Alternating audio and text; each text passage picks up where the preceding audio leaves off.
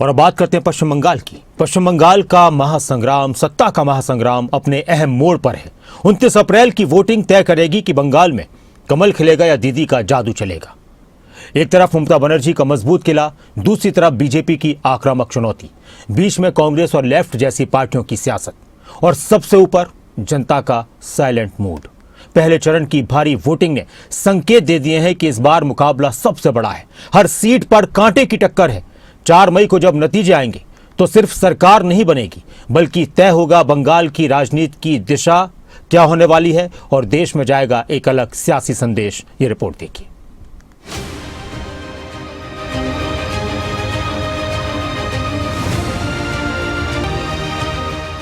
आखिरी चरण का बंगाल में वार, किसकी बनेगी सरकार? दीदी बनाम बीजेपी, खेला होगा या होगा परिवर्तन? पश्चिम बंगाल का दंगल अपने आखिरी पड़ाव पर है।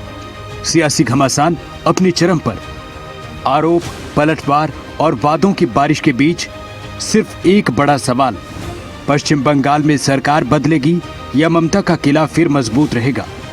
ये लड़ाई सिर्फ वोट की नहीं, लड़ाई वर्चस्व की है।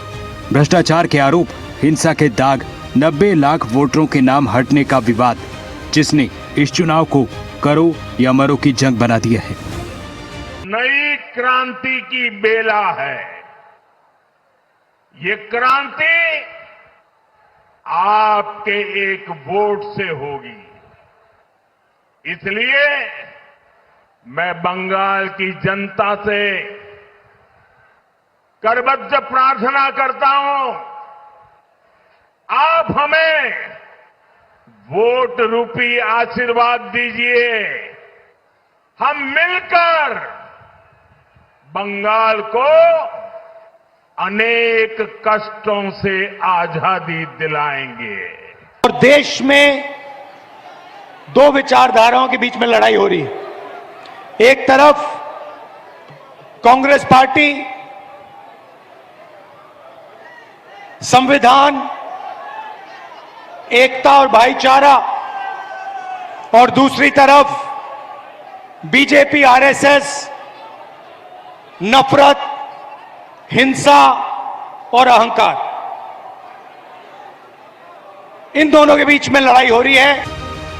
29 अप्रैल को दूसरे और फाइनल रण की वोटिंग है।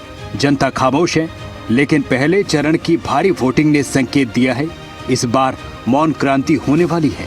92.98% मत निश्चित रूप से बताता है कि दीदी जाने वाली है और भाजपा आने वाली है। भय जाने वाला है और भरोसा आने वाला है। तो सबसे कहते हैं कि ये देशभक्त हैं, मगर इनका पहला काम देश को बेचने का है। सही बात? ये बंगाल का हर व्यक्ति जानता है। और पिछले 10-12 साल इनकी सरकार ने गरीबों के लिए कुछ नहीं किया। जो भी ये करते हैं अरबपतियों के लिए करते हैं। आखिरी चरण का प्रचार और नेताओं ने झोंक दी है पूरी ताकत। रोड शो, रैलियां, दावों का जोर है, शब्दों के तीखे तीर हैं।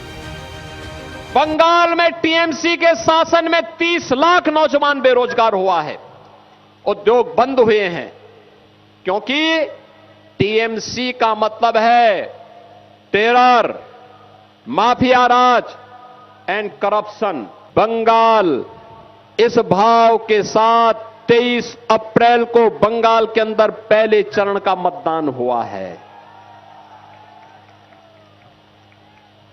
बंगाल के अंदर रिकॉर्ड तोड़ मतदाताओं ने मतदान में भाग लिया। 152 विधानसभाओं में चुनाव, और रुझान बताते हैं 4 मई को जब ईवीएम खुलेंगे तो कमल ही कमल हर जगह खिलता हुआ दिखाई देगा। और मैं तो देख रहा था कि कल टीएमसी के बहुत सारे गुंडे अभी से अपने लिए काम धंधे की तलाश कर रहे हैं। कोई सोच रहा कहां मैं पंचर की दुकान बनाऊं, और कोई अपना झाड़ू लेकर के अब बंगाल की सड़कों पर झाड़ू लगाते हुए दिखा करके अपनी जान बचाने वाले फिरते फिरते रहेंगे। 23 अप्रैल को पहले चरण की वोटिंग हुई। 92% से ज्यादा रिकॉर्ड मतदान हुआ। 152 सीटों पर किस्मत ईवीएम में लॉक है। अब फाइनल राउंड की वोटिंग 29 अप्रैल को है। 142 सीटों पर मतदान होगा। नतीजे 4 मई को आएंगे। साफ होगी स्थिति, खेला होगा या फिर होगा परिवर्तन। 29 अप्रैल को जिन सीटों पर दाव है वो तय करेंगी कि सत्ता की चाबी किसके पास होगी।